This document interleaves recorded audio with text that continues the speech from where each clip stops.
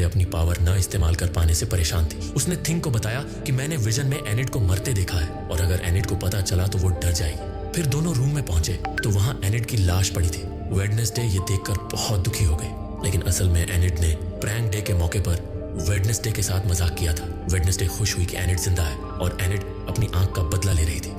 तभी वेडनेसडे ने देखा कि किसी ने गैल्पिन की आंख वहां छोड़ दी थी, लेकिन वो विजन अभी भी नहीं देख पा रही थी और शायद ये उसके स्टॉकर का काम था। एनिड ने वेडनेसडे से रात वाले विजन के बारे में पूछा। वेडनेसडे बोली कि वो नॉर्मल विजन थे और कल रात लोग मुझे फॉलो कर रहे थे, जो मुझे बिल्कुल पसंद नहीं। तभी वेडनेसडे के स्टॉकर ने एनिड के फोन पर मैसेज किया। एनिड ने फोन किया तो पता चला वो कैल्विन का फोन था। उसके वॉइस मैसेज से साफ हो गया।